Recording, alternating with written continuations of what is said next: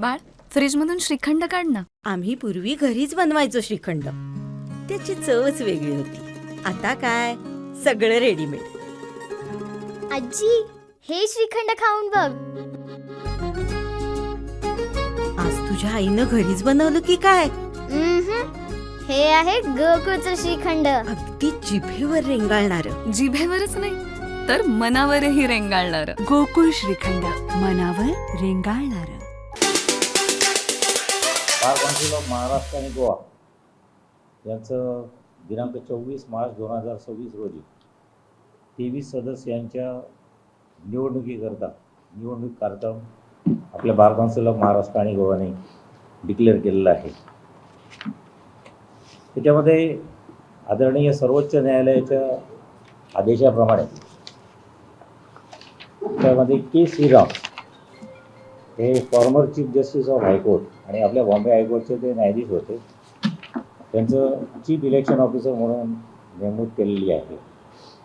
आणि आपल्या बार काउन्सिलचे सेक्रेटरी हे इलेक्शन ऑफिसर म्हणून आहेत. अशा पद्धतीने एकूण 23 उमेदवारांकरता ही निवडणूक जाहीर केलेली आहे. त्याकरता आचारसंहितासुद्धा ह्या निवडणूक प्रक्रियेचा एक भाग आहे. आणि ही आचारसंहिता ही निवडणूक येत असताना दिनांक 19 फेब्रुवारीपासून ही आचारसंहिता लागू केलेली आहे. आणि त्या कोड ऑफ कंडक्टमध्ये बरेचसे अटी आणि त्याच्यामध्ये निर्देश दिलेले आहेत. आणि त्या निर्देशानुसार ही संपूर्ण निवडणुकीची प्रक्रिया राबविण्यात येत आहे. सुदैवाने आतापर्यंत कोणताही अनुचित प्रकार या संपूर्ण प्रक्रियेमध्ये घडलेला नाही आणि अतिशय सुरळीतपणे हे संपूर्ण कामकाज चालू आहे. आपल्या जिल्ह्यातून मागच्या वेळी निवडून आलेले बार काउन्सिल ऑफ महाराष्ट्राचे उमेदवार संग्राम देसाई यांची सिंधुदुर्ग जिल्ह्यातून आपण एक मताने एकच उमेदवार द्यावा सगळं पूर्णपणे चाचपणी करून प्रत्येक तालुकानिहाय जिल्हा वकील संघटनेची सगळी कमिटी जाऊन जर कोणी इच्छुक असतील तर त्या इच्छुक मेंबर्सनी एकत्र बसून आपण एकच उमेदवार द्यावा जेणेकरून आपल्याला ही निवडणूक जिंकण्यापर्यंत आपलं जे टार्गेट आहे ते साध्य करता येईल. तर त्या दृष्टीने संपूर्ण जिल्ह्यातून एकमताने आपण संग्राम देसाई यांची उमेदवारी जाहीर केली आणि त्याने फॉर्म भरला आणि ते निवडणूक ही बार काउन्सिल ऑफ महाराष्ट्र आणि गोवा जिल्ह्यात होत आहेत. एकूण सुमारे 159 उमेदवारांनी या निवडणुकीमध्ये भाग घेतलेला आहे. मी अतिशय आनंदाची गोष्ट सांगतो की जे उमेदवार आहेत इतर जिल्ह्यातले सुद्धा ते सगळे आमच्या सिंधुदुर्ग जिल्ह्यातील तालुका भारला जिल्हा भारला भेट देत आहेत. त्यांचं आपल्या परंपरेप्रमाणे आणि आपल्या कोकणी प्रवृत्तीप्रमाणे आम्ही त्यांचं स्वागत करतो.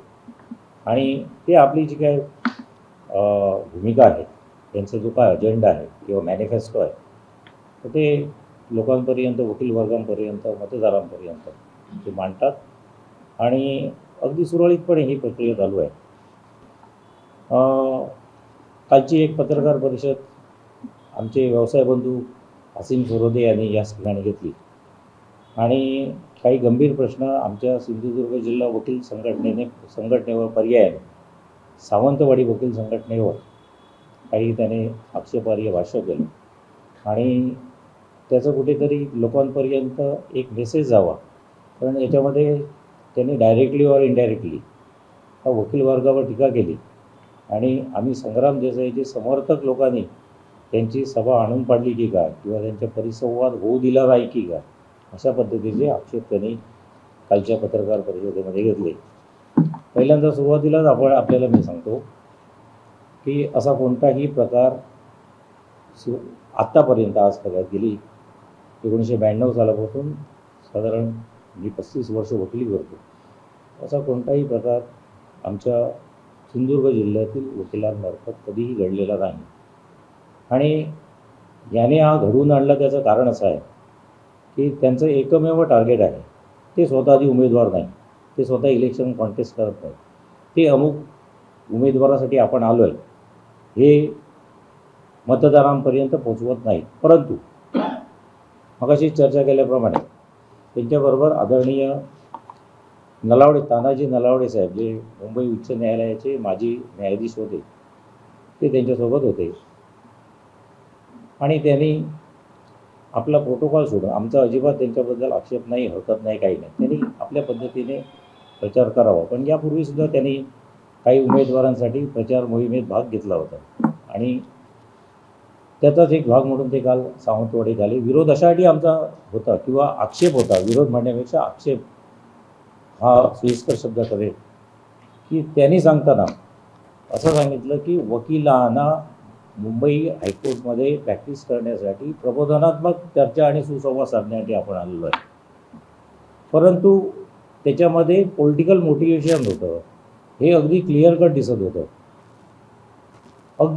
दिसत होतं.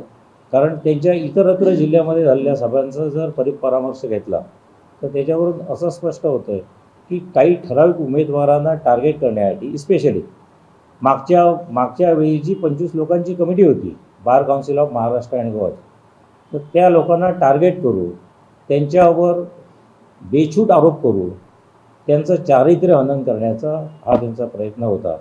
आणि तशा सभा सांगली आणि बार्शी या ठिकाणी झाल्या. त्याचे संपूर्ण विवेचन आम्ही केलेलं होतं आणि प्रामुख्याने आम्ही आमच्या जिल्ह्याचा जो उमेदवार सर्वानुमते दिलेला होता त्यांना टार्गेट करण्याचा प्रयत्न केलेला होता. पत्रकार बंधूंनो, मी आपल्याला अगदी सुविधारित्या आपल्यासमोर प्रतिपादित करत आहोत की याच्यामागचं कारण काय, असा प्रश्न नक्कीच विचारला जाईल. की हे असीम सरोदे यांनी संविधानात्मक जे सर्वोच्च पद आहे, उदाहरणार्थ आपल्या राज्याचे राज्यपाल किंवा आपल्या विधानसभेचे अध्यक्ष, आणि हे कमी की काय म्हणून सर्वोच्च न्यायालयावर सुद्धा त्यांनी टीका करण्याचं सोडलं नाही. अगदी गंभीर भ्रष्टाचारासारखे आरोप एका प्रकरणात स्वतः IPS झाले म्हणून केला. तुम्ही वकिलात, आपल्याला ॲडव्होकेट ॲक्ट 1961 जो कायदा आहे त्याप्रमाणे आपल्यावर पण काही निर्बंध घातलेले आहेत आणि त्या असलेल्या प्रोव्हिजन्सचं पालन करून कोणतंही वक्तव्य आपण करायचं आहे. आणि भारतीय राज्यघटनेने स्वातंत्र्य दिलेलं आहे, भाषा स्वातंत्र्य, पण त्या मर्यादित राहून आपण भाष्य केलं पाहिजे. आणि त्याकरिता त्यांनी त्यांच्याविरुद्ध कंप्लेंट दाखल झाली बार काउन्सिल ऑफ महाराष्ट्राकडे. 3 सदस्यीय समिती त्याच्यामध्ये स्थापन केली गेली आणि त्याच्यामध्ये एक सदस्य संग्राम देसाई होते, चेअरमन त्याचे गाडगे होते, आणि एक नेल्सन राजन म्हणून अशी 3 सदस्यीय समिती होती. संपूर्ण इन्क्वायरी झाली. त्या इन्क्वायरीमध्ये माझ्या ऐकिवात मला जी माहिती मिळाली त्या माहितीनुसार त्यांना फक्त ॲपॉलॉजी की हे असं शब्द मागे घ्यावे आणि ते सुद्धा ज्युडिशियरीवर केलेल्या आरोपांविषयी, म्हणजे आदरणीय राहुल नार्वेकर यांच्याबद्दल नाही किंवा ते गव्हर्नर कोश्यारी भगतसिंग यांच्यावर, तर ज्युडिशियरीवर एका बेछूट आरोप करू नये याकरता त्यांना संधीसुद्धा दिलेली होती, परंतु त्यांनी ती नाकारली. माझं वैयक्तिक असं म्हणणं आहे की या कारणासाठी नाकारली की त्यांना स्वतःला प्रकाश झोतात यायचं होतं. आणि ही जी संपूर्ण कारवाई केली गेली ती संविधानिक आणि विथ प्रोव्हिजन्स ऑफ लॉ अशी जी संपूर्ण इन्क्वायरी झाली, त्याच्यामध्ये स्टेटमेंट्स रेकॉर्ड केले गेले आणि जशी न्यायालयात न्यायनिवाडा होतो तशा पद्धतीने तो न्यायनिवाडा झाला. आता न्यायनिवाडा झाल्यानंतरसुद्धा त्यांनी काही गोष्टींचं भान ठेवणं गरजेचं होतं. कारण कालच्या पत्रकार परिषदेत किंवा इतरत्र ज्या ज्या ठिकाणी ते आपले भाष्य करतात त्या ठिकाणी पॉलिटिकल प्लॅटफॉर्म वापरण्याचा प्रयत्न करतात. आता ते ज्या ठिकाणी काम करतात, ज्या पॉलिटिकल पार्टीची तडी उचलतात ती त्यांना उचलण्याचा अधिकार आहे. एक वकील म्हणून त्याने जरूर भाष्य करावं. पण आमचं प्रामाणिक असं मत आहे की तो प्लॅटफॉर्म त्यांचा आहे तो त्यांनी ह्या वकील संघटनेच्या निवडणुकीकरता वापरू नये. आपल्याला सगळ्यांना ज्ञात आहे की ते कोणत्या पक्षाची कशा पद्धतीने वकिली करतात, तर ती त्यांनी जरूर करावी, तो प्रत्येकाचा अधिकार आहे. परंतु तो प्लॅटफॉर्म इथे वापरू नये.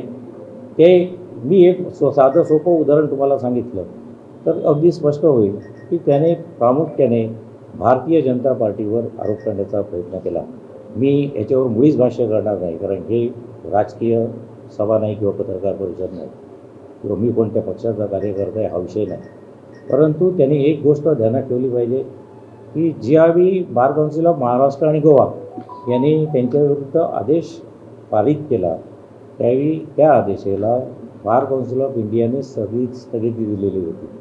आणि ते जे बार काउन्सिल ऑफ इंडियाचे चेअरमन आहेत ते भारतीय जनता पार्टीचे खासदार आहेत मिश्रा.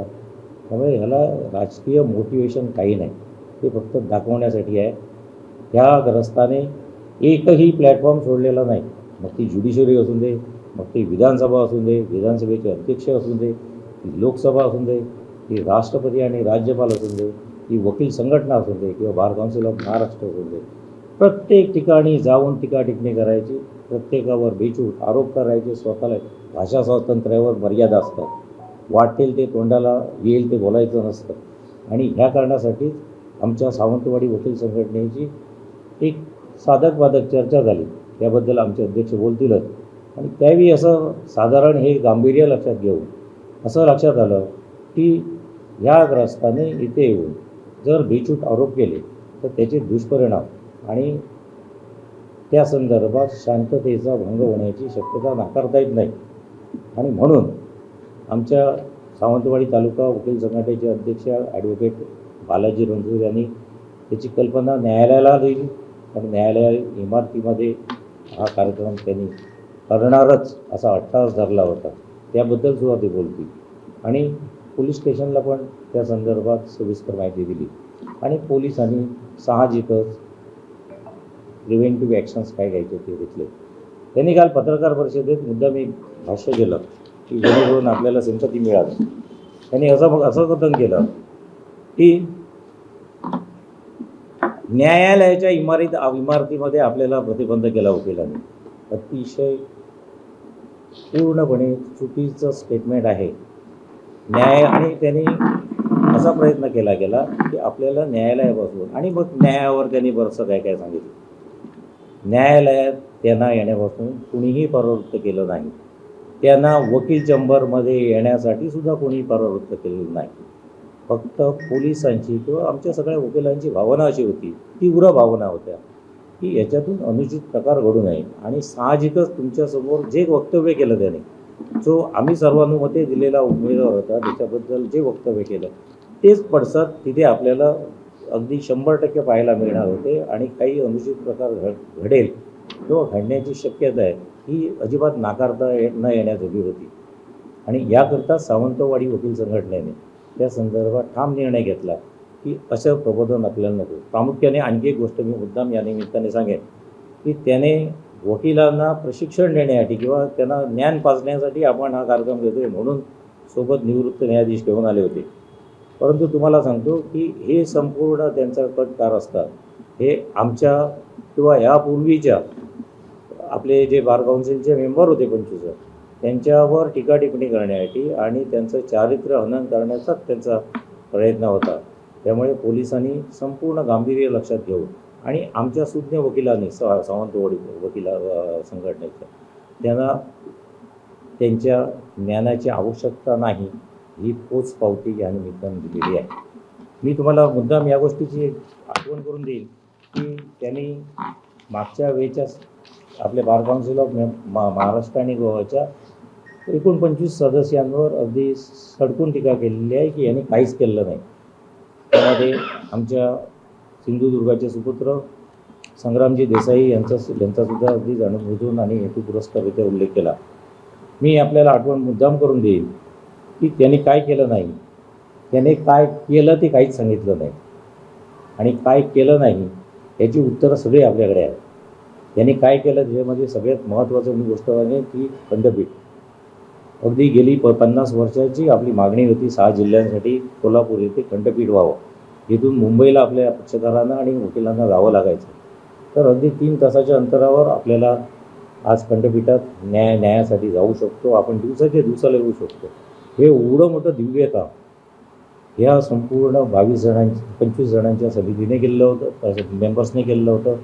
आणि त्याच्यामध्ये प्रामुख्याने सहभाग समन्वय साधण्याचा शासनाबरोबर आणि न्यायालयाबरोबर, सर्वोच्च न्यायालयाबरोबर हा संग्रामजी देसाईने घेतलेला होता.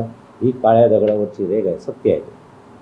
आणि मी मुद्दाम आतासुद्धा उल्लेख करेन की हे सगळं क्रेडिट किंवा हे दिव्य हे फक्त आदरणीय सर्वोच्च न्यायालयाचे मुख्य न्यायमूर्ती भूषण गवई यांच्या प्रयत्नातून झाले. ही सुवर्ण अक्षराने लिहून ठेवलेली एक ओळ आहे आणि ती कोणच नाकारू शकत नाही.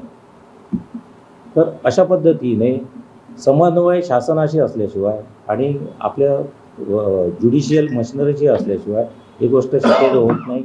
मी तुम्हाला मुद्दाम प्राऊडली सांगेन की संपूर्ण इमारत 22 दिवसात कंप्लीट झाली आणि 23व्या दिवशी आपलं कोर्ट व्यवस्थापित झालं. हायकोर्टसारखी इमारत इथे 22 दिवसात परिपूर्ण होणे हे highly impossible with all equipments सगळ्या टेक्नॉलॉजिकल इक्विपमेंटसहित ही जी इमारत आहे ती आज सुसज्जरित्या तिथे कार्यरत आहे.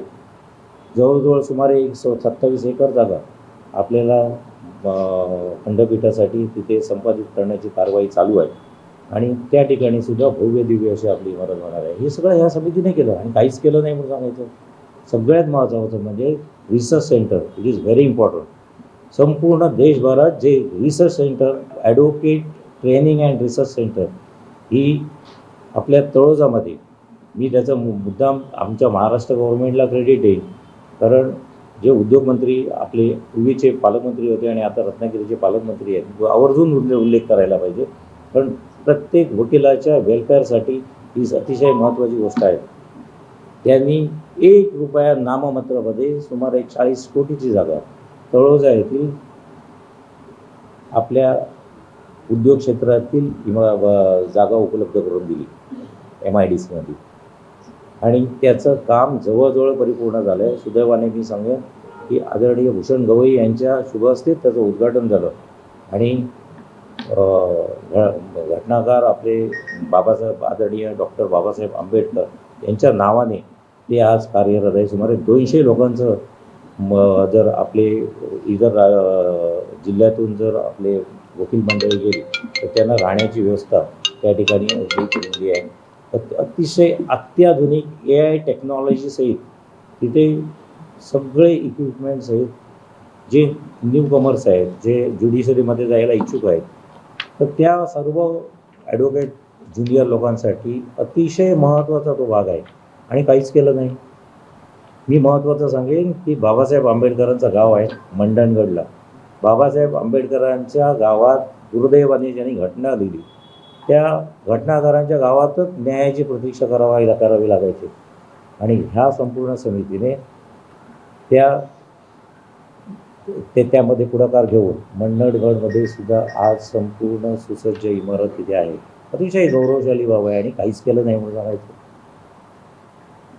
सगळ्यात महत्त्वाचं म्हणजे फक्त सिंधुदुर्ग जिल्ह्यासाठी संग्राम देसाईंनी केलेलं नाही. हे सगळ्या याच्यात योगदान संग्राम देसाईचं आहे. पुढाकार आहे समन्वय साधण्याची शासनाशी आणि आपल्या ज्युडिशियल मशिनरीची त्यांनी जबाबदारी घेतलेली होती आणि त्याच्यामध्ये सगळे जे आपल्या बार काउन्सिलचे मेंबर्स होते त्याचा प्रत्येकाचा सहभाग आहे आणि त्यांच्या सगळ्यांच्या सहभागामुळेच हे सगळं साध्य करू शकले. आपल्या जिल्ह्यामध्ये क्लेबचे वकिलांना ट्रेनिंगचे जे उपक्रम असतात ते वेळोवेळी राबवले आहेत. आपल्या गोवा, सिंधुदुर्ग आणि रत्नागिरीचे ते पालक सदस्य आहेत. ते पालक सदस्य बार काउन्सिल प्रत्येक मेंबर्सना दिलं जातं. तर ह्या संपूर्ण मंडळगडच्या कोर्टाच्या इमारतीच्या प्रक्रियेमध्ये त्यांचा अगदी सक्रिय भाग होता आणि एवढा सक्रियरित्या काम करत असताना दुसरं उदाहरण मी मुद्दाम सांगेन की रत्नागिरीच्या कोर्टात लीपासून इन्फ्रास्ट्रक्चर संदर्भात ज्या डेव्हलपमेंट झालेल्या आहेत ह्या लोकांच्याच कार्यकाळात झालेल्या आहेत. त्याशिवाय हे आपल्या सिंधुदुर्ग गोव्यामध्ये एक अत्याधुनिक इमारत झालेली आहे. कारण बार काउन्सिल ऑफ महाराष्ट्र आणि गोव्याच्या अखत्यारीतला विषय आहे. त्यामुळे गोव्याला 2 कोर्ट अगदी त्यांच्या कालखंडात नवीन 2 झालेले आहेत. आपल्याकडे मी गौरवाने सांगेन की देवगडला आणि मालवणला सुद्धा इमारतीचं काम झालेलं आहे. अगदी काही दिवसातच त्याचं लोकार्पण सुद्धा करण्यात येईल. आपल्या बार काउन्सिल ऑफ महाराष्ट्र आणि गोवाचं पूर्वी मुंबईला गेल्याशिवाय पर्याय नव्हता आपल्याला. आता बार काउन्सिल ऑफ महाराष्ट्र आणि गोवाचं एक ऑफिस आपल्या गोव्याला हायकोर्टच्या इमारतीमध्येच केलेलं आहे, जेणेकरून आपले सिंधुदुर्ग जिल्ह्यातील किंवा रत्नागिरी जिल्ह्यातील आणि गोव्यातली सगळ्या वकील मंडळीचे अगदी डे टू डे आपण त्यांच्याशी संपर्कात राहू शकतो. कोणतंही कार्यालयीन काम असलं तरी आपण सहजरित्या त्यांच्याशी संपर्क साधू शकतो. अशा पद्धतीने सगळीकडे इन्फ्रास्ट्रक्चर संदर्भात यांच्या कालखंडात मी त्यांची वकिली करत नाही, पण आहे वस्तुस्थिती आपल्यासमोर येणं गरजेचं आहे. सगळ्या वकील मंडळीकडे जे मतदार आहेत त्यांच्यासमोर सुद्धा येणं गरजेचं आहे. ॲडव्होकेट वेलफेअर फंड ॲक्ट हा जो एक महत्त्वाचा ॲक्ट आहे की आमचे पत्रकार बंधू लोंढे साहेबांना त्याची माहिती असेल, कारण त्यांनी वकिली क्षेत्रात काम केलेलं आहे. तर that is very important. Advocate welfare fund act हा याचं पूर्ण ड्राफ्टिंग ह्या समितीनेच केलेलं होतं, हे जे कार्याचं. ॲडव्होकेट प्रोटेक्शन ॲक्ट आपल्याला ऐकवत असेल की वकिलांवर हल्ले केले जातात वेळोवेळी, म्हणजे पक्षकारांकडून किंवा बाकी क्रिमिनल्सकडून. तर त्यांच्या प्रोटेक्शनसाठी सुद्धा संपूर्ण ड्राफ्ट ह्या मागच्या समितीने करून त्याचा पाठपुरावा केलेला आहे. शासनाकडे त्यांनी पाठवलेलं आहे. पूर्वी आम्ही ज्यावेळी वकिली सुरुवात केली आणि सनद मिळवायला जायचो त्यावेळी आम्हाला 4-4 दिवस सनद मिळवण्यासाठी त्या बॉम्बे आपले बार काउन्सिल ऑफ महाराष्ट्र आणि गोव्याचे चक्रा माराव्या लागायच्या. आता सुदैवाने मी तुम्हाला सांगतो की सगळी इलेक्ट्रॉनिक सिस्टीम केलेली आहे, ऑनलाईन सिस्टीम केलेली आहे आणि प्रत्येकाच्या घरोघरी आता सनद आणून देण्याची तजवीज आणि उपाययोजना केलेली आहे. अशा पद्धतीने एवढी कामं केलेली असतात. याच्या पलीकडे भरपूर आहे यादी, मी आता वेळ वाया घालवत नाही. अशा पद्धतीने सगळी कामं अगदी निस्वार्थीपणे केलेली असताना मी माझ्या उमेदवाराचा नक्कीच तिथे उल्लेख करेन.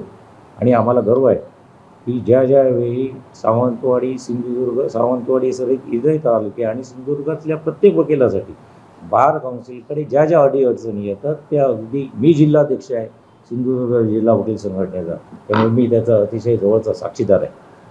आणि माझ्या साक्षीने मी सांगेन की असं कोणतंही काम बार काउन्सिल ऑफ महाराष्ट्र आणि गोवाकडे कधीच अडीअडचणीत आलं नाही. अगदी तत्परतेने ती कामं केली गेली. तर ह्या सगळ्या गोष्टींचा विचार करता हे कौतुकास्पद काम केलेलं असताना त्यांच्याबद्दल केवळ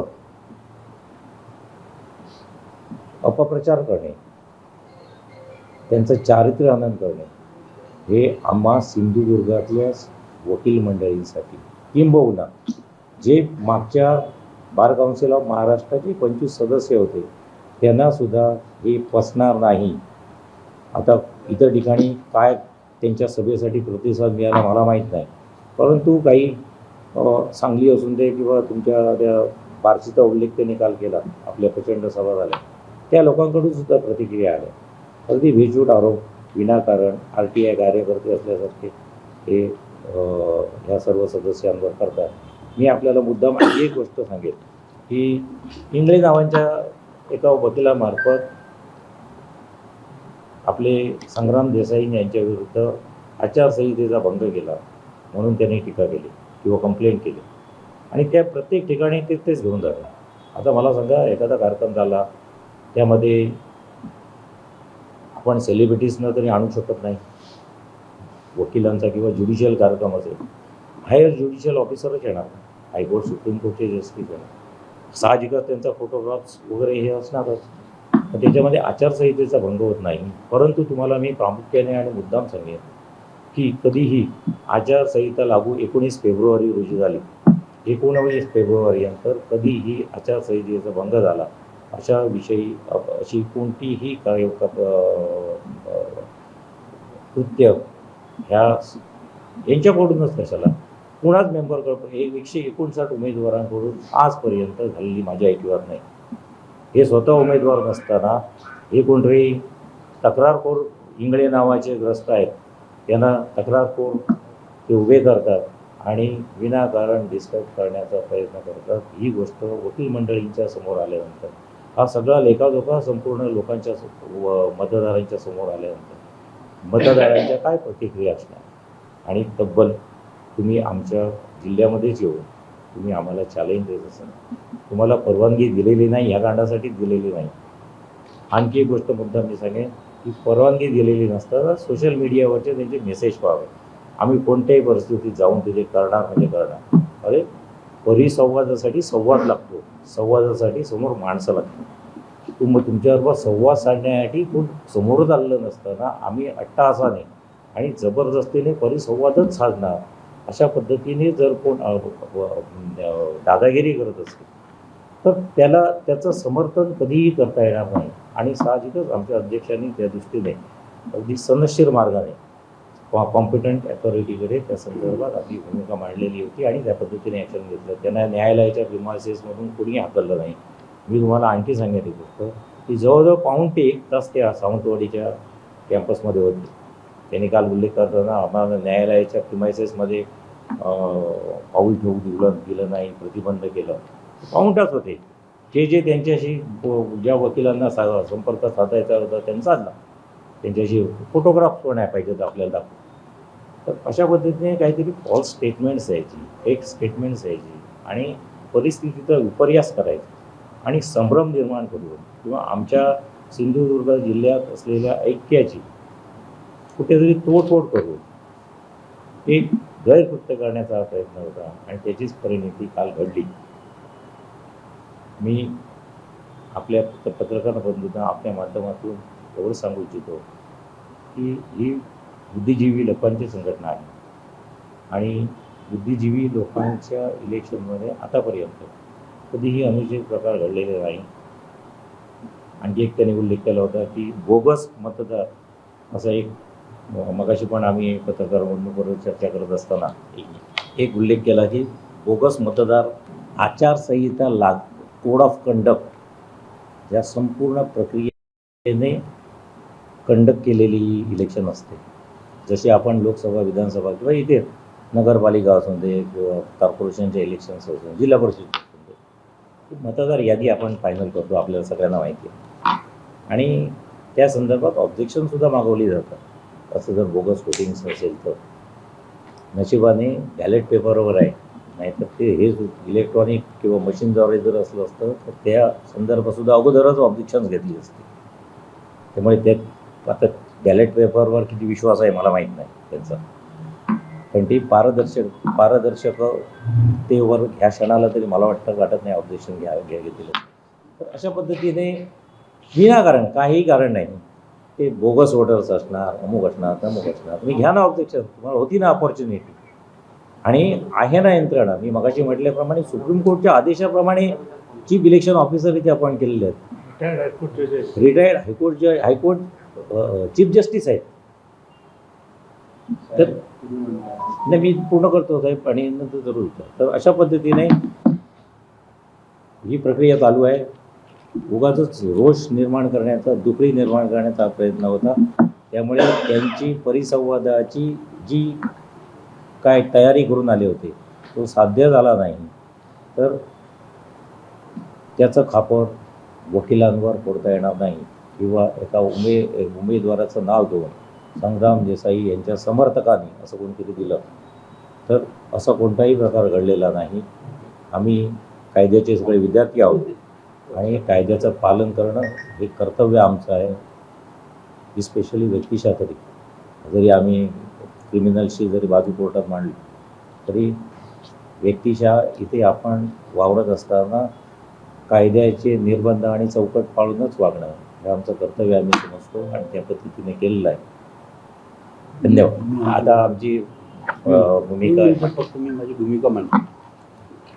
अमोल टेमकरांचा मेसेज आला आणि फोन आला आणि त्याच्यानंतर बातमी आली. मी ॲडव्होकेट रणशूर सावंतवाडी तालुका वकील संघटना वकील पत्रकार तुम्ही नमस्कार करू. खरं म्हणजे पत्रकार परिषद घेऊन त्यांना मोठं करण्याची खरं म्हणजे काय गरजच नव्हती, पण काही गोष्टी क्लिअर करणं गरजेचं. सावंतवाडीच्या वतीने जे बोलायचं ते फक्त मी बोलणार आहे. आता सगळ्यात महत्त्वाचं म्हणजे जी हेडिंग बघितलं तर संग्राम देसाई समर्थक वकिलांचा पण एक मला त्या पत्राद्वारे संग्राम देसाई समर्थकांनी वगैरे कुठेच उल्लेख झाला नाही. मला बातमी आली नाही मला बातमी आली नाव पण त्यांनी घेतलं नाही. डिजिटल याच्यावर आहे. आम्ही प्रॅक्टिकली नाव समर्थक वगैरे रद्द झाली ना त्या विषयावर त्याचं लोंढे साहेब, चव्हाण साहेब, माझ्याकडे बातमी आलेली आहे, त्या बातमी म्हणून मी आलो, अदरवाईज मी आलोच नाही. सोशल मीडियाची प्रिंट आलेल्या बातमीवर तुम्ही ठीक आहे, ओके. माझं आता म्हणणं आहे, 2 मिनिट, बरोबर, ठीक आहे. मी आलेलो ओके, आणि ते पोलिसांनी न्यायालयाच्या व्यवहारात हस्तक्षेप करू नये, हे सार्वजनिक क्षेत्र होते. उलट ते असं त्याचं वक्तव्य. उलट एक बाजू ओके, आपण तुमचं म्हणणं आपण सोशल मीडियाची कन्सिडर करूया, सोशल मीडिया काय लिहितं असं तुमचं म्हणणं नाही आहे. नाही, राजू साहेब, आणि त्यांनी एक सांगितलं, एसी चालू असल्यामुळे त्यांनी दरवाजा बंद केला. आमच्याकडे आहे एसी चालू असल्यामुळे दरवाजा बंद केला असं त्यांनी तिथं हे केलं. आणखी एक गोष्ट आहे, तुम्ही सुरू करायचं पूर्णपणे सांगितलं की जे तुम्ही रणशूर आहेत त्यांना आदल्या दिवशीपर्यंत कॉन्टॅक्ट केलं, त्यांनी आम्हाला इथे बोलवलं, ते म्हणजे म्हणूनच सांगतो म्हणजे हे काही गैरसमज आहेत सावंतवाडी वकील संघटनेचे, आणि फक्त मी आता इथे आलेलो आहे की सावंतवाडी वकील संघटनेबद्दल जो काय उहापोह त्यांनी केला त्याच्याबद्दल त्यांची जर मी काय पूर्ण बघितले नाही, अमोल टेमकरने मला विचारलेलं काय मी पूर्ण बघितलेली नाही, आत्ताही मी बघितलेलं नाही. फक्त आणि ही पत्रकार परिषद एवढी अर्जंट आहे ते पण मला माहीत नव्हतं खरं सांगायचं. मला संकेतने सांगितलं. सगळ्यात महत्त्वाचं म्हणजे त्यांनी काल एक स्टेटमेंट केलं की सावंतवाडी वकील संघटनेकडे अर्ज केलेला होता, असं सुरुवातीलाच दिसतंय कुठेतरी. आणि सावंतवाडी वकील संघटनेला अशा प्रकारचा कोणताही अर्ज आत्तापर्यंत आलेला नाही. आणि माझी सही असलेला जर म्हणजे रिसिव्ड म्हणून जर सही असलेला अर्ज त्यांनी त्यांनी दाखवावा, असा कुठलाही अर्ज माझ्याकडे आलेला नाही. वरक नावाचे जे वकील आहेत ते एक 8-10 दिवसापूर्वी माझ्या कॉन्टॅक्टमध्ये आले. म्हणजे मी त्याला आधी काल परवापर्यंत मी त्यांना ओळखत नव्हतो. मी ॲडव्होकेट वरक, त्यांची हिस्ट्री मला माहीत नव्हती. सावंतांबरोबर माझं बोलणं झालेलं आहे, तरी पण मी आता प्रत्यक्ष सगळ्यांना सांगतो, सगळे थांबले. त्या वकिलांनी मला फोन केला, तुम्ही येणार काय, तुम्ही कुठे आहात? म्हटलं मी सावंतवाडीत आहे, आज मंगळवार होता वाटतं, बरोबर मागच्या मंगळवारी, म्हटलं असं कुठला तो दिवस असेल. फोन केला, तुम्ही कुठे आहात? तर ते म्हणाले मला असीम सरोदेंचा न्यायमूर्ती जस्टिस नलावडेंचा त्यांनी उल्लेखच केलेला नाही. असीम सरोदेचा त्यांनी उल्लेख केला की त्यांना एक इथे काय घ्यायचं आहे, चर्चा संवाद किंवा सभा घ्यायची आहे, संवाद करायचा आहे किंवा चर्चा घ्यायची, सत्र करायचं. त्यावेळी मी म्हटलं बाबा तुम्ही कोण? तर म्हणाले मी त्यांच्या वतीने तुम्हाला रिक्वेस्ट. मी त्या बारमध्ये माझे काही मित्र होते, त्यांच्या पुढ्यातच सांगितलं, म्हटलं तुमच्या याच्यावर मी करणार नाही, ज्यांना करायची आहे, ज्यांना इंटरव्ह्यू किंवा प्रचार सभा किंवा काय असेल.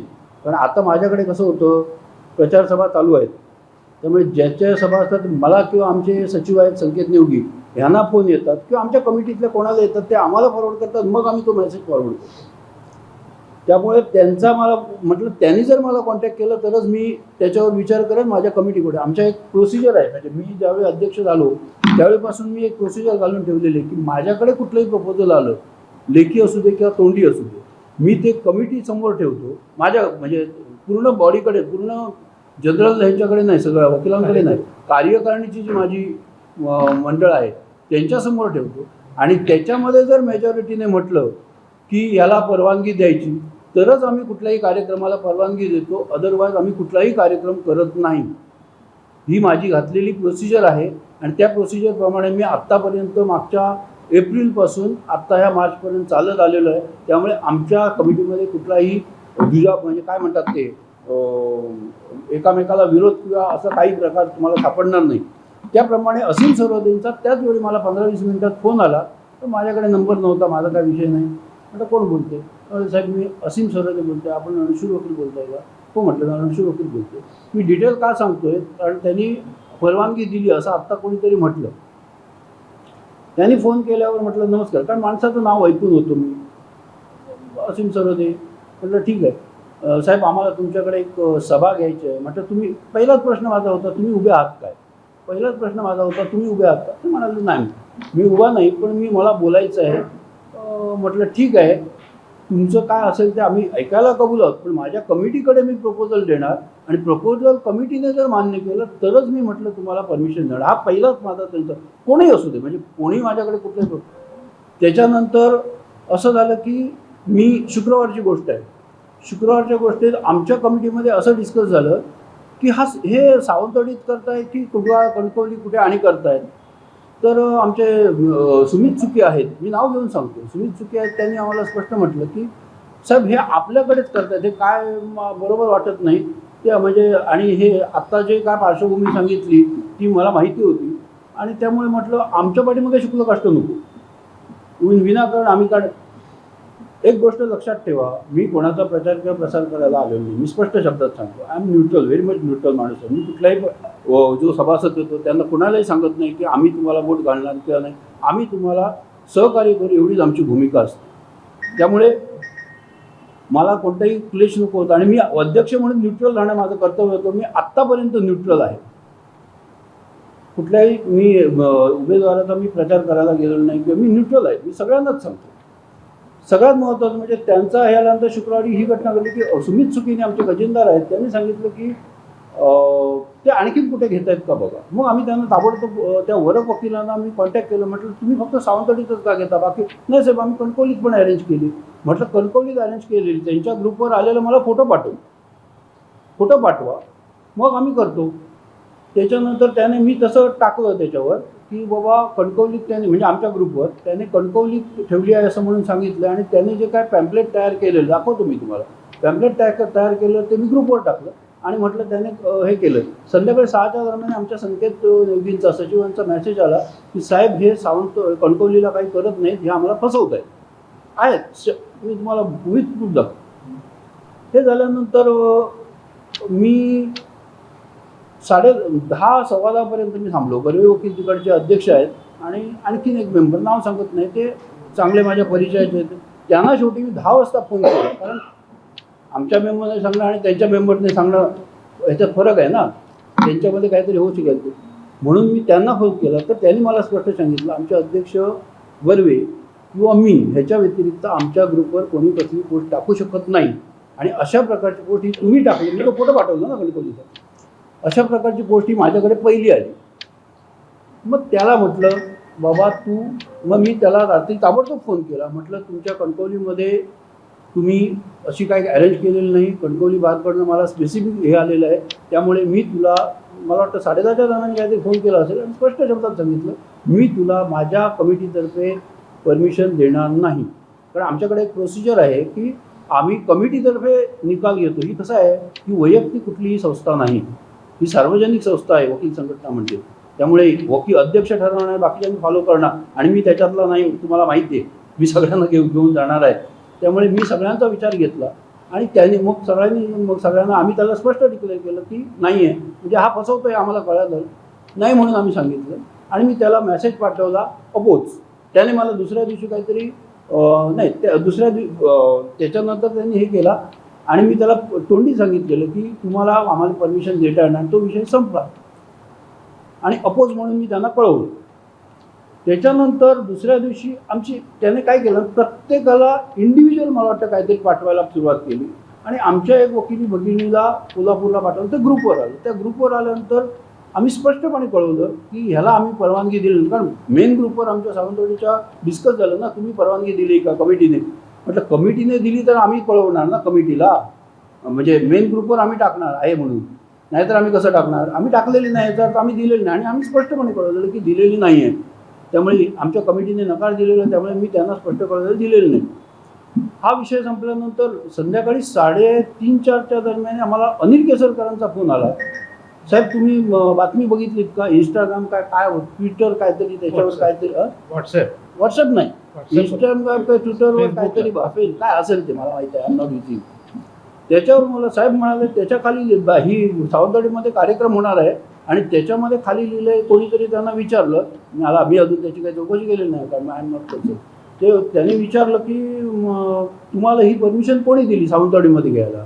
ते त्यांनी एक ठाकूर मारतो म्हणजे नोरोवा कुंजरवा असा जो प्रकार असतो तसा एक त्यांनी मेसेज टाकला की सावंतवाडी बारचे अध्यक्ष आणि नार्वेकर साहेब यांच्याबरोबर आम्ही चर्चा केलेली आहे. आलं लक्षात तुमच्या, चर्चा केलेली आहे.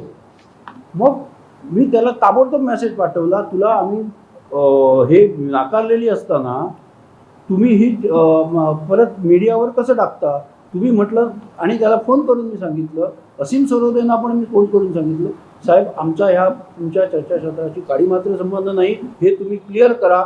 आणि त्याप्रमाणे संध्याकाळी 5, 5:30, 6 वाजता त्यांचा मेसेज आला आणि तो माझ्या मी ग्रुपवर क्लिअर केला. त्यामुळे ह्या परिसंवादाला, त्यांचा जो काय परिसंवाद चर्चासत्र आहे त्याला माझ्या सावंतवाडी बारच्या कमिटीने नकार दिलेला आहे आणि मी स्वतः अध्यक्ष म्हणून त्यांना कळवलेलं आहे, लेखी आणि तोंडी स्वरूपात कळवलेलं आहे. आणि असीम सरोदेंनी पण मला त्यांनी आता इथे का म्हटलं मला माहीत नाही, दिलेली कार्यक्रम होता आणि त्यांनी वेळेत आम्हाला नाही म्हणून सांगितलं असं म्हटलं ते चुकीचं आहे, म्हणून मी इथे आलो, अदरवाईज मला याची गरज नव्हती. आणि त्यामुळे आमची ही कमिटी आहे सावंतवाडीची, त्या सावंतवाडीच्या कमिटीने ह्याला पूर्णपणे विरोध केलेला होता. दुसरी गोष्ट यांनी सांगितलं जिल्हाध्यक्षांनी की त्याला आम्ही कोणताही अटकाव केलेला नाही. आमचा एकही वकील जाऊन अटकाव करणे म्हणजे काय, रिस्ट्रेंट करणे, आम्ही रिस्ट्रेंट केलेलं नाही. ते आले, त्यांनी कॅम्पसमध्ये फिरले, तिथे पाऊण तास ते उभे राहिले, त्यांनी सांगितलं पण परत एकदा मी क्लिअर करतो, त्यामुळे आमचा कोणाचा त्याला अटकाव नाही. बाथरूम आमचा AC आहे, तुम्हाला सगळ्यांना माहिती आहे. त्यामुळे आम्ही अध्यक्ष आल्यानंतर तो बसवलेला आहे आमच्या ग्रुपने, म्हणजे मेंबरने. त्यामुळे ते आम्ही दरवाजा बंद केलेला नाही. आमच्या कुठल्याही वकील बंधूने त्यांना एकही शब्द उलटा सुलटा बोललेला नाही, कुठल्याही प्रकार अटकाव केलेला नाही. त्यामुळे त्यांनी जी सावंतवाडी वकील संघटनेने परमिशन दिलेली होती आणि 11th आवरला बदलली, हे सगळं खोटं आहे. माझ्याकडे परत एकदा सांगतो, माझ्याकडे कोणताही अर्ज आलेला नाही परवानगीसाठी आणि तशी मी कोणाला पोस्ट दिलेली नाही. त्यामुळे आम्ही कोणाच्याही बॉदरेशन येऊन खालून, त्यांनी म्हटले की कोणाच्या बॉदरेशन येऊन खालून आम्ही त्यांना अटकाव केला, आम्ही कोणाच्याही बॉदरेशन खाली आलं नाही. सावंतवाडी वकील संघटना ही स्वतंत्र वकील संघटना आहे, ती कोणाच्याही बॉदरेशन खाली कधी येणार नाही, आजपर्यंत आलेली नाही, उद्या पण येणार नाही, कारण सिंधुदुर्गातली सगळ्यात मोठी वकील संघटना आहे. त्यामुळे आता पत्रकार पत्रकार वकील मित्रमंडळींना माझं असं म्हणणं आहे की जी कालची दिली सावंतवाडीच्या बारवर जे काय केले किंवा स्पेशली रणशूर वकिलांनी च्या परवानगीबद्दल जे काय केले ते सगळे धादांत खोटे आरोप आहेत, त्यात काही तथ्य नाही. त्यांनी ते मिसलेड केलेले आहेत किंवा त्यांना मिसलेड केले. आता कालच्या पत्रकार परिषदेमध्ये मुद्दा ते तुमच्या बाजूने कोण आहेत असा एक प्रश्न तर नक्कीच विचारला गेला, आपल्या सगळ्यांना माहिती आहे. त्याच्यामध्ये ॲडव्होकेट निंबाळकर जे सिनियर आणि त्यांचे जवळचे मित्र होते, ते म्हणजे असीम सरोदेंच्या इतर जे काय इतर प्लॅटफॉर्म्स आहेत ते सोडून ते त्यांच्यासोबत काही ओशी होते, तर त्यांचा उल्लेख अगदी हेतुपुरस्कररित्या केलेला आहे. त्यामुळे त्यांची इच्छा होती की आपण सुद्धा आपली जाऊन भूमिका स्पष्ट करावी. ते स्वतः पेशाने वकील असल्यामुळे थोडक्यात ते फक्त की असं विचारलं गेलं लोकशाही आहे आणि बुद्धिजीवी वर्ग असताना आणि निंबाळकर हे तुमच्याबरोबर आहेत आणि निंबाळकरांनी का सपोर्ट केला नाही अशा विधानावर त्यांनी म्हटलं की निंबाळकर याने माझा फोन पूर्णपणे स्विच ऑफ ठेवला, ते माझे चाहते आहेत, मित्र आहेत, माझ्याबरोबर ते आम्ही एकत्र काम करतो, परंतु यावेळी ते कुठल्या दबावाखाली राहिले आणि त्यांची ही भूमिका असेल एवढं त्यांनी विधान केलं होतं. त्याच्या प्रश्निकरांनाच देतात ना. नाही, आता मी नमस्कार, तुमची प्रेस मी पूर्ण ऐकली. त्याच्यात असीम सरोदेंचं असं म्हणणं आहे की निंबाळकर पलटले.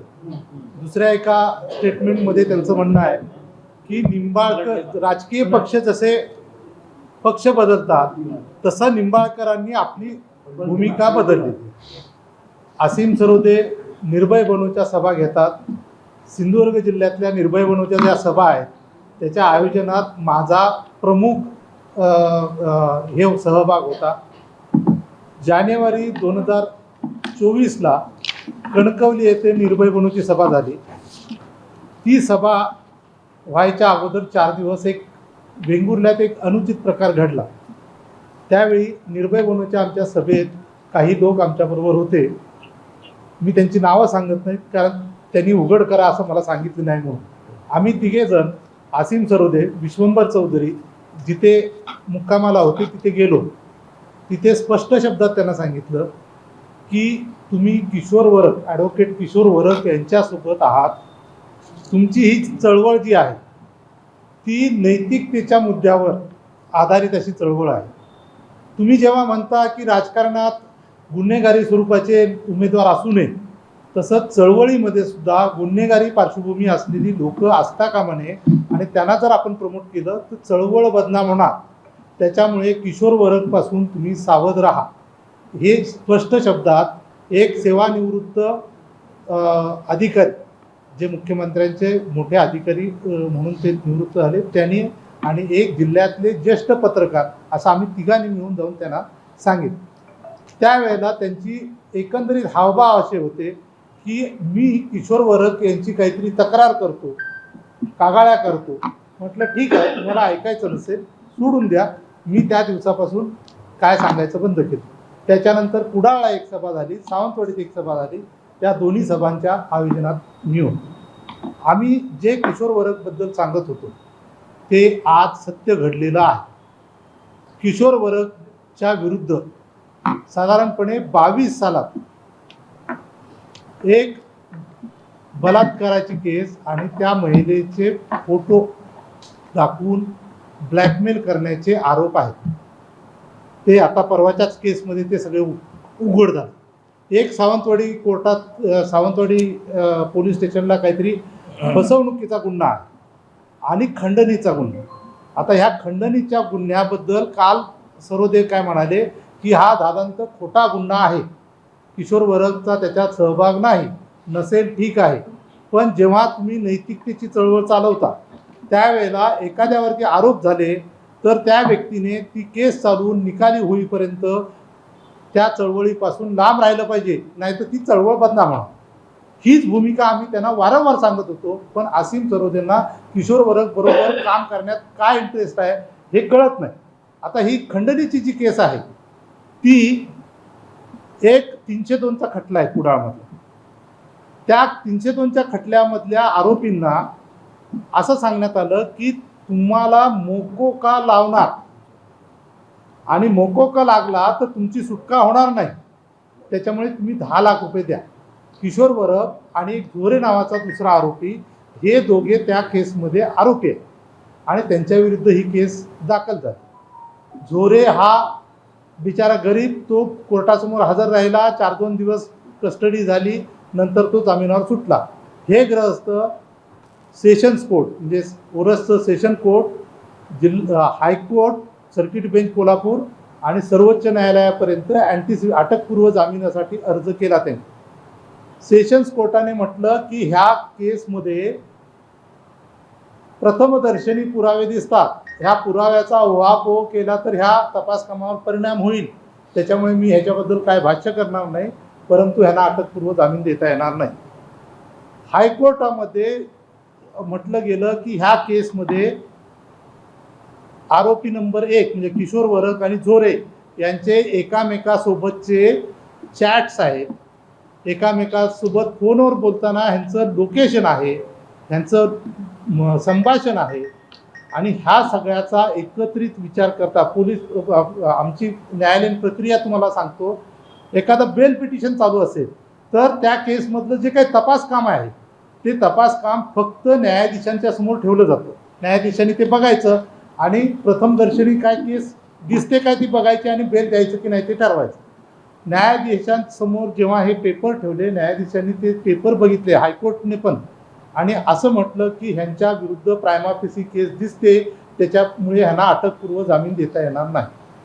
आता काल ते बोलता बोलता सरोदे म्हणाले मला ह्या खोट्या केसमध्ये अडकवण्याची शक्यता आहे ह्याच केसमध्ये. आता ही भीती त्यांना का आहे? तपास कामामध्ये आमच्या माहितीप्रमाणे काही उल्लेख असे आहेत की काहीतरी वकिलांची सहाय्य घेऊन त्यांना अडकवलं जाण्याची शक्यता, म्हणजे ह्या मकोका लावण्यासाठी काही वकिलांचे, वरिष्ठ वकिलांची मदत घेतली जाण्याची शक्यता आहे. मग ह्याचा जर तपास झाला आणि वरिष्ठ वकिलांचा शोध घेत घेत जर कुठे गेले आणि तपासात काय आढळलं तर ती कदाचित त्यांना भीती वाटत असेल. आता जर तुम्ही एक वकील आहात, तुम्ही म्हणता हा गुन्हा खोटा हे कोण ठरवणार? कोर्ट ठरवणार ना.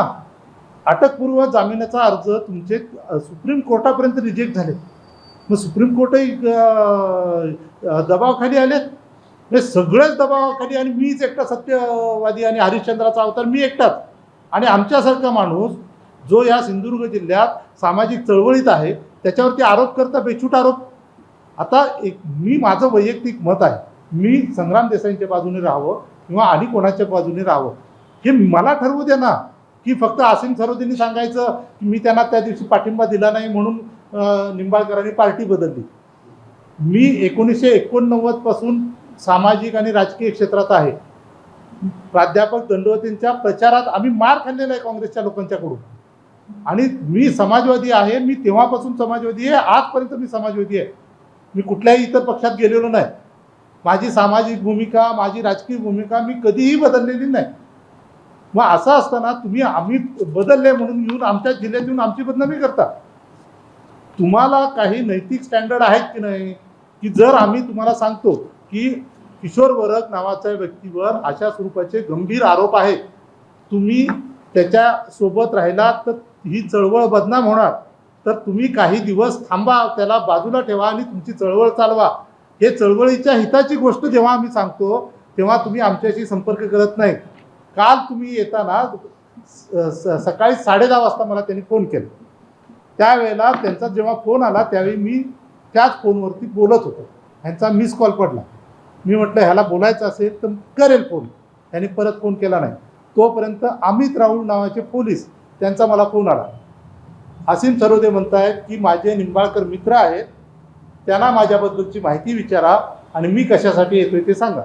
मी म्हटलं आसिम सरोदे माझे मित्र आहेत, निर्भय बनवच्या चळवळीत आम्ही एकत्र आहोत, परंतु आजच्या इश्यूमध्ये मी त्यांच्यासोबत नाही. त्याच्यामुळे मला त्यांच्यासोबत गृहीत धरून कुठलीही गोष्ट तुम्ही ठरवू नका. मी त्याच्यासोबत नाही, मी माझ्या सावंतवाडी तालुका बारसोबत आहे. सावंतवाडी बारने जो काही निर्णय घेतला आहे त्याच्यासोबत मी आहे. तो माझा भले मित्र असेल चळवळीतला, आमच्या बारची म्हणून काहीतरी भूमिका आहे. आता मी समाजवादी विचाराचा आहे, हे भाजपमध्ये आहेत आणि कुठल्या कुठल्या पक्षात आहेत ना लोक. वकिलांची जी संघटना आहे ती व्यावसायिक लोकांची संघटना आहे. तिकडे वेगवेगळ्या पक्षाचे वेगवेगळ्या विचाराची लोक असतात. तिथे कुठल्या पक्षाचा हा विषय नाही. तुम्ही त्याला असे पक्षीय वळण लावण्याचा जो प्रयत्न करता तो चुकीचा आहे. आता हे सांगतात ना की बार काउन्सिलच्या लोकांनी काहीच काम केलं नाही आणि अमुक केलं नाही तमुक केलं नाही. तुम्हाला सांगतो, जेव्हा कोविड सुरू होता त्यावेळेला साधारणपणे 25 लेक्चर्स, ऑनलाईन लेक्चर्स संग्राम देसाईंनी आयोजित केलेली होती. त्याच्यात मी एका विषयावरती बोललो, संग्राम देसाई 2 विषयावर बोलले, रावराणे वकील बोलले, आमचे वेंगुर्ल्याचे खानोलकर वकील बोलले, उमेश सावंत बोलले, बाहेरचे वकील बोलले. अशा स्वरूपाची लेक्चर सिरीज होते, इथे ट्रेनिंग प्रोग्राम होतात. आता आमच्या वकिलीचं एक वेगळं वैशिष्ट्य सांगतो तुम्हाला. आम्ही जेव्हा LLB होतो त्यावेळेला फक्त अकॅडमिक आम्हाला नॉलेज असतं. वकिलीत कोर्टात आल्यानंतर मुदतीचा अर्ज कसा द्यायचा, दावा कसा लिहायचा, कैफियत म्हणजे काय, किंवा बाकीचे काय अर्ज, वारसाचे अर्ज कसे करायचे, याची कुठलीही माहिती आम्हाला त्या 3 वर्षाच्या कोर्समध्ये शिकवली जाते. मग त्याच्यासाठी वकिलांना ट्रेनिंग देण्याची आवश्यकता आहे असं कित्येक सिनियर वकिलांचं म्हणणं आहे. आणि त्याच्यासाठी ही तळोजाला ट्रेनिंग अकॅडमी स्थापन केली गेलेली आहे. आता हे काम जे केलं आहे ते कालच्या मीटिंगमध्ये म्हणतात तळोजालाची अकॅडमी केली, त्याच्यावरती लाखो रुपयाचा जो खर्च केला तो वेस्ट ऑफ मनी आहे. अरे तुम्हाला तो वेस्ट ऑफ मनी वाटतो, इतरांना तो योग्य ठिकाणी खर्च केला असा वाटतो. तुम्हाला जर ते चुकीचं वाटतंय ना, तुम्ही इलेक्शनला उभं राहा, नाही राहायचं, दुसऱ्या कोणाला तरी पाठिंबा द्या आणि त्याच्यामार्फत तो मुद्दा मांडा ना निवडून आल्यानंतर की बाबा हे ट्रेनिंग अकॅडमी बंद करा, अशा स्वरूपाचे कार्यक्रम घेऊ नका. बाहेर उभं राहायचं आणि टीका करायची ह्याला काय अर्थ नाही. आणि त्यांची जी काही टीका आहे किंवा जे सगळं आहे तो त्यांच्यावरती बार काउन्सिलने घेतलेल्या निर्णयाचा बदला घेण्यासाठी ते आलेले आहेत. जर एखाद्या आमच्या 40 वर्षाची जी आमची मागणी होती की आमच्या इकडे हायकोर्टचं बेंच व्हावं, ती 40 वर्षाची मागणी जर पूर्ण झाली आणि त्या मागणीच्या पाठपुराव्यासाठी संग्राम देसाईंनी जर भरपूर योगदान जर दिलेलं असेल, कारण कसं आहे 25 बार काउन्सिलचे मेंबर आहेत ते सगळीकडचे आहेत, पुण्यापासून सगळीकडचे आहेत. पुण्यातल्या लोकांचा बार काउन्सिल म्हणजे हे हायकोर्ट कोल्हापूरला व्हायला विरोध होता. असंही असताना ह्या 25 लोकांनी सहमती घडवून ते बार काउन्सिल म्हणजे सर्किट बेंच कोल्हापूरला घडवून आणलं. आता मग असं काम करणाऱ्या माणसाबरोबर आम्ही राहायचं नाही आणि केवळ त्याला विरोध करतो एखादी व्यक्ती, त्याच्याबरोबर आम्ही राहायचं म्हणजे हे चुकीचं आहे ना. आणि तुझ्याबरोबर मी आलो नाही म्हणजे मी पलटी मारणारा राजकीय पक्षाचा कार्यकर्ता असतो तसा, म्हणजे फक्त प्रामाणिक माणूस मी एकटा आणि बाकीचे सगळे चोर आहेत अशा स्वरूपाची त्याची ही भूमिका आहे, ही चुकीची आहे. आणि जर तुला लोकशाहीने तुला बोलायचा अधिकार आहे तसं आम्हालाही ठरवायचा अधिकार आहे ना, संग्राम देसाईंबरोबर राहायचं का आणि कोणाबरोबर राहायचं. तर हे चुकीचं त्यांनी वक्तव्य केलं होतं, ह्याचा मला खुलासा द्यायचा. त्याच्या पुढे तुमची भूमिका काय त्यांच्याबद्दल? कोणाची मैत्रीची तशी टिकणार की नाही मैत्री, हे बघा इश्यू बेस आमचा पाठिंबा कुठेही निर्भय बनूची सभा असेल कोण असेल मी परत असेल निर्भय बनाच्या कार्यक्रमात, कारण तो माझा राजकीय विचार आहे. इथे मी राजकीय विषय आणणार नाही बार काउन्सिलचे कुठल्या विषय. अध्यक्ष असीम सरोदे म्हटलं की 37 जणांची आम्ही समिती करणार आहोत. काही वकिलांना समस्या अडचणी आहेत राज्यभरात आणि त्याने जसे जिल्हाध्यक्ष आणि तालुकाध्यक्ष तुम्ही त्यांनी असं म्हटलं की वकिलांना सध्या एकंदरीत परिस्थिती पाहता करोनानंतर टायपिस्ट देण्याची मागणी व्हावी अशी आपली आग्रहाची मागणी आहे. 15,000 10,000 रुपये असं त्यांना मानधन देण्यात यावं अशी आपली भूमिका आहे, मागणी आहे आणि त्यासाठी आमचा लढा चालवणार. तुमची भूमिका काय आहे त्यावर? नाही प्रत्यक्षात वकिलांना आजच्या काळात वकिलांना खरंच तर काम काहीच मिळत नाही आहे, वकिलांची परिस्थिती बिकट आहे, अशा वेळी त्यांची मागणी रास्त आहे का? बरं, मला जी माहिती उपलब्ध आहे त्याच्यावरून साधारणपणे मी तुम्हाला सांगेन की आपल्याकडे जी पुंजी आहे आपल्या बार काउन्सिल ऑफ महाराष्ट्र BCMGची ती साधारण 190 कोटी रुपयांची आपली ठेवी आहे. आणि त्या ठेवीवर मिळणाऱ्या व्याजातून हे सगळं साधारण 45 स्टाफ कर्मचारी आहेत आणि संपूर्ण मशिनरी जी आहे ती चालवली जाते. अलीकडे सुप्रीम कोर्टने जे डिसिजन दिलं त्याच्यावर बऱ्याच टीका टिप्पणी झाल्या की 15,000 रुपये त्यावेळी फी घ्यायची, आपल्याला सुद्धा माहिती असेल. तर ह्या सगळ्या याच्यातून बार काउन्सिल आपला संपूर्ण घर चालवण्याचा प्रयत्न करायची. आता ती फी 15,000वरून 600 रुपये आणली. तर अशा परिस्थितीमध्ये शासकीय मदत घेऊ ते स्टायपेंड मिळण्यासाठी सुद्धा त्यांचे प्रयत्न चालू आहेत, हे मला ऐकिवात आहे आणि आम्हाला आमचं त्यांचं त्या गोष्टीचं समर्थन. याच्यामध्ये उमेदवार म्हणून राहायचं असेल तर मला वाटतं फी भरपूर आहे, 1.25 लाख आहे. बरोबर, ती सुद्धा म्हणजे एखाद्या सामान्य वकिलाला राहायचं असेल तर ते शक्य नाही असं त्यांचं म्हणणं होतं. काय माहिती आहे, हे फी ठरवण्याचा अधिकार ह्या बार काउन्सिल ऑफ महाराष्ट्र आणि गोवासाठी नाही, ही स्वतंत्र यंत्रणा आहे. जसं आपण अनामत रक्कम इतर इलेक्शनमध्ये भरतो त्याचाच तो भाग आहे. आणि ही बुद्धिजीवी लोकांची एक संघटना असल्यामुळे त्याचे निकष आहेत ते त्या कमिटीने ठरवलेले आहेत. त्याच्यामध्ये व्यक्तिशः त्या संघटनेचा किंवा बार काउन्सिल ऑफ महाराष्ट्र आणि गोवाचं डायरेक्टली वा इनडायरेक्टली संबंध असेल असं वाटत नाही. पण तुम्ही बार जिल्ह्याचे अध्यक्ष म्हणून एक मतदार आहात, तुम्ही अशी मागणी करू शकत नाही का? हे बुवा जादा आहे. नाही, काय माहिती आहे, त्याला वेगवेगळे निकष असतात. नाही 100% त्याने करावा की न करावा नंतर त्याने मागणी केली ना, तो तसं तुम्हाला योग्य वाटते का? नाही, हे बघा काय कसं आहे माहिती आहे, संपूर्ण महाराष्ट्र आणि गोवासाठी सगळे 38 जिल्हे आहेत आणि गोव्याचं पूर्ण स्टेट आहे. त्याच्यामध्ये संपूर्ण प्रचार यंत्रणा राबवावी लागते, निवडणूक यंत्रणा राबवावी लागते. त्याच्यासाठी साहजिकच खर्च आहे. आता बघा, मगाशी मुद्दाम सांगितलं 334 बूथ आहेत, त्या बूथवरती 5-5 कर्मचारी आहेत. 5 कर्मचारी बूथवर, प्रत्येक बूथवर.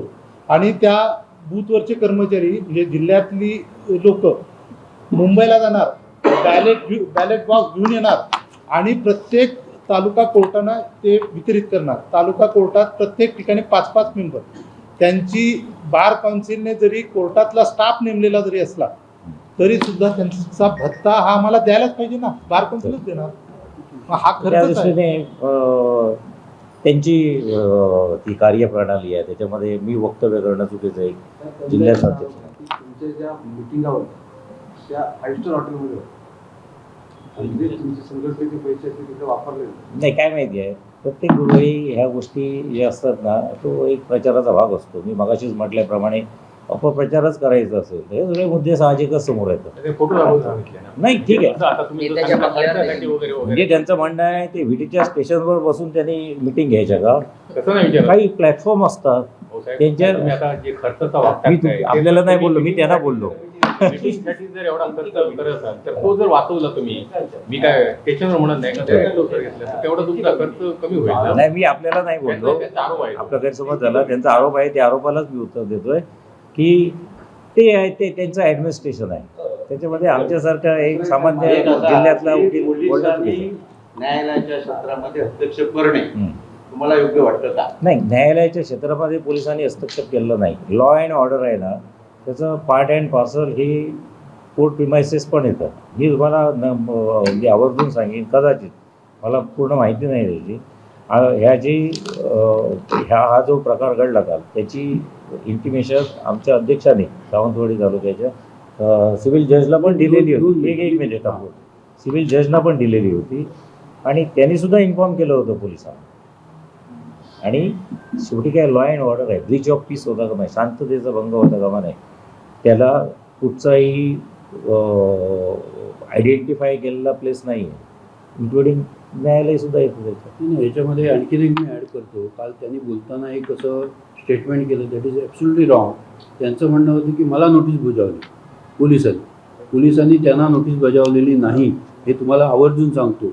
ही नोटीस जी बजावली ही सावंतवाडीच्या अध्यक्षाला म्हणजे मला बजावलेली आहे आणि ते आयोजक वर्तक आहेत त्यांना बजावलेली आहे. त्यामुळे ते जे म्हणतात मला नोटीस बजावली, दॅट इज रॉंग. आणि त्यांना आणि तानाजी नाही. नागोरेंना पोलीस स्टेशनवरती नेलं. उच्च नाही. न्यायालयाचे निवृत्त न्यायाधीशांना ठीक आहे. कसं नाही, देता? मी तुम्हाला त्यांना नोटीस दिली ना. कोणाला दिली? त्या आसिम सरोदेना ही बघा, आसिम सरोदेंचं नाव घालून नोटीस दिलेली आहे. आसिफ सरोदेना दिलेली नाही. बघा ही नोटीस त्याची पोलिसांची अशी असते, दाखवतो तुम्हाला. तेव्हा आसिम सरोदेचं नाव आहे. त्यांच्याकडनं नाही, तो मी मगाशी म्हटल्याप्रमाणे त्यांना दिलेली नाही. ऐकून नाही आम्हाला दिलेली त्यांची रिसिप्ट घेतलेली नाही, त्याच्यावर वाद नको. मी सांगतो तो प्रोसिजरचा पार्ट आहे. तो प्रोसिजरचा पार्ट आहे. रिसिप्ट घेतलेली आहे आणि वर्कांची रिसिप्ट घेतलेली आहे. एकंदरीत बघता सिंधुदुर्ग जिल्ह्यात सारखे वकील यावेत आणि हा प्रकार सर्वत्र ते म्हणतात मी महाराष्ट्रभर सर्वत्र फिरलो पण मला सावंतवाडीचा वाईट अनुभव आला आणि मला लोकशाहीची गळचेपी करण्याचा प्रकार झाला. आणि एकंदरीत तुम्ही आता म्हणताय सगळ्या याच्यातून की एकीकडे आमची एकी आहे आणि ही एकी तोडण्याचं काम असीम सरोदे यांनी सावंतवाडीत केलं. या एकंदरीत सगळ्याचा नेमकं सावंतवाडीत त्यांचा येण्याचा हेतू काय होता आणि या सगळ्या मागे नेमकी भूमिका असीम सरोदेंची सावंत ते परत जाता जाता असे म्हणाले की मला इथे टार्गेट करण्याचा प्रकार होणार आहे, शक्यता पत्रकारांनी सहकार्य करावं असं त्यांचं जाता जाताचं विधान आहे. म्हणजे काहीतरी मोठा स्फोट होईल का असं वाटतंय का? नाही, एक गोष्ट लक्षात घेतली पाहिजे, टार्गेट करण्याचा प्रश्नच येत नाही. अर्थात त्यांच्याबद्दल मी मगाशी बोललो, परत त्याची पुनरावृत्ती करत नाही. परंतु याच्यावर एकच उत्तर देईल की सावंतवाडीतीलच नव्हे, सिंधुदुर्ग जिल्ह्यातील सगळे वकील बंधू भगिनी आमच्या संवेदनशील आहे आणि कोणी येऊन इथे आपली ज्ञानाचे तारे तोडतील तर ते खपून घेतले जाणार नाही विनाकारण. एवढंच. आणि नलवडे साहेबांचा विषय आहे ना, नलवडे साहेबांना पोलीस स्टेशनला कोणीही बोलवले नाही, आमच्या पोलिसांनीही बोलवलेलं नाही. आमच्या जी मी माझ्या सहीने जी नोटीस दिलेली आहे त्याच्यामध्ये नलवडे साहेबांचं नाव नाही. मी मुद्दाम ती नोटीस घेऊन आलेलो आहे. नोटीसीमध्ये फक्त सरोदे आणि असीम सरोदे आणि कोणते वरक यांचंच नाव आहे. आम्ही नलवडे साहेबांना बोलवलेलं नाही. इवन माझ्या माहितीप्रमाणे पुण्यात माझ्या घटना घडल्या, माझ्याबरोबर आमचे सचिव होते, त्यांना सुद्धा पोलीस स्टेशनला पोलिसांनी बोलवलेलं नाही किंवा आम्ही बोलवलेलं नाही. पण ते म्हणतात त्या 8च लोक माझ्या सावंतवाडीत भेटणार होते आणि 8 लोकांसाठी एवढा आणि यावरून तुम्हीच अर्थ काढा. भेटले तर यावरून तुम्हीच अर्थ काढा. कॅम्पसमध्ये होते, पाऊंडर्स होते, 8 की 12 भेटले माहित नाही, पण फोटो आहेत त्याच्यात काही दिसत आहेत. दोघे तिघे दिसतात. हा.